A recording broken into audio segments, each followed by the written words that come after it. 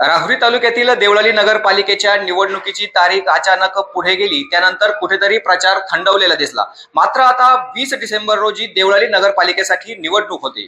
त्यामध्ये भाजप विरुद्ध शिवसेना आणि काँग्रेस अशी एकंदरीत तिरंगी लढत होताना या ठिकाणी दिसते। मात्र भाजप आणि शिवसेनेत चुरस या ठिकाणी निर्माण झाली।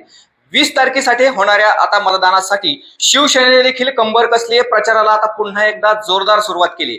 आपल्या सोबत शिवसेनेचे नेते आहेत मुसमाडे, काय सांगाल की आता मतदानाची तारीख जवळ येते, प्रचार थंडावला आणि पुन्हा एकदा तुम्ही प्रचाराला लागले, कसं बघताय आता या निवडणुकीकडे?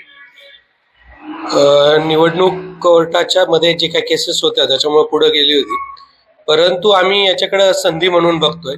आम्हाला जो कमी वेळ मिळाला होता प्रचारासाठी वगैरे, जिथं जिथं शिवसेनेकडनं थोडंफार कमी पडलंय ती सगळं आम्ही आता सुधारून घेतलेलं आहे आणि आता आम्ही उलट एक डबल ताकदीने या प्रचारामध्ये आम्ही आता उतरलेलो आहोत आणि वातावरण शिवसेनेसाठी खूप चांगलं आहे। सगळ्या प्रभागामध्ये आणि अध्यक्षपदाचाही उमेदवाराचं वातावरण खूप चांगलं आहे आणि शिवसेना जे आम्ही 8 दिवसात वातावरण तयार केलं होतं किंवा जो लोक आमच्या बरोबर होते, तर नक्कीच यावेळेस तुम्हाला एक डबल झालेलं दिसेल सगळं। म्हणजे आमच्या बरोबर जे लोक होते किंवा लोक जे जुडलेत ते खूप मोठ्या संख्येने लोक जुडलेत।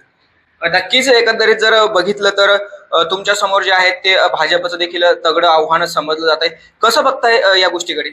नाही, भाजपचं तगडं आव्हान नाहीये। भाजपमध्ये आम्ही होतो, आम्ही बाहेर पडलो आणि आम्ही जे बाहेर पडताना 8-10 नगरसेवक बाहेर पडलेले, त्याच्यामुळे भाजपकडे फक्त जर तुम्ही बघितलं मागच्या बॉडीतले फक्त 3-4 नगरसेवकच त्यांच्याकडे बाकी आहेत।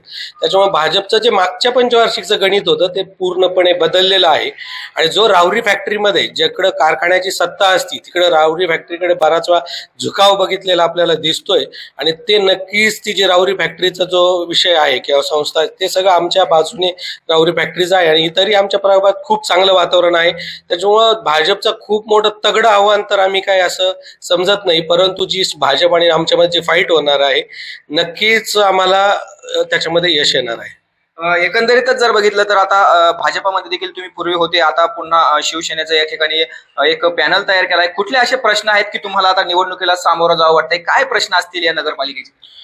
आम्ही भाजप बरोबर आमची परिवार 30-32 वर्षापासून होता आणि त्याच्यानंतर आता आम्ही जे बाजूला पडण्यास हे झालं की आमचे जे मागे नगराध्यक्ष होते ते सर्व नगरसेवकांना विचारात न घेतल्यामुळं सर्व नगरसेवकांनी बाहेर पडण्याचा निर्णय घेतला आणि वेगवेगळ्या पक्षामध्ये गेले।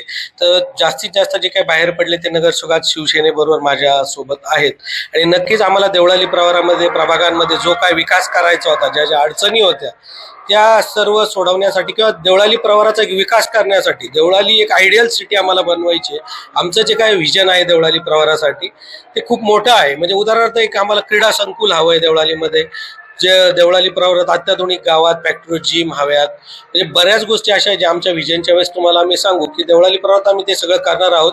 एकनाथ शिंदे साहेबांकडे नगरविकास खातं आहे आणि नक्कीच त्याची आम्हाला खूप मोठी मदत होणार आहे। नक्कीच आपण म्हटलं की एकनाथ शिंदेकडे नगर विकास खातं आहे, भाजप सेनेचं वर सरकार आहे। एकनाथ शिंदेच्या माध्यमातून कुठलं असं या ठिकाणी तुमचं विजन असणार आहे का? कुठे याबाबत अशी एकनाथ शिंदेसोबत चर्चा झाली आहे का? काय?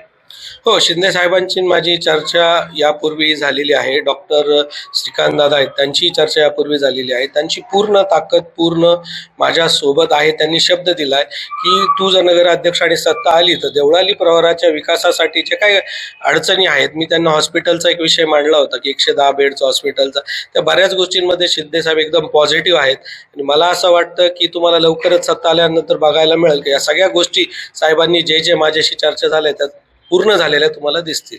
काय आव्हान असणार आहे आता मतदारांना माझं एकच आव्हान असणार आहे की तुम्ही यापूर्वी ही सत्ता दिली होती सत्ताधाऱ्यांना आणि त्यांनी केलेलं काम तुम्ही बघितलं, तर त्याच्या काम आता जर तिथं कामच झालं नाहीये म्हणून आणि त्यांना विकासाचे मुद्देच सांगायला नाहीयेत की आम्ही काय केलंय देवळाली प्रवारासाठी आणि तोच रस्ता परत येऊन मागच्या वेळेस पण सांगायचं की तो आम्ही करणार आहे, आता पण तेच सांगायचं, यापेक्षा मला असं वाटतं की त्यांच्याकडे विकासाचे मुद्दे नाहीयेत, तर नक्कीच संधी आम्हाला देवळालीचे नागरिक देतील असं नक्कीच मुख्यमंत्री एकनाथ शिंदे यांच्या माध्यमातून देखील देवळाली प्रवारामध्ये व्हिजन सिटी बनवण्याचा यांचा मानस आहे आणि मतदार देखील संधी पुन्हा नव्या माणसांना देतील असं देखील प्रशांत मुसमाडे यांनी सांगितलंय।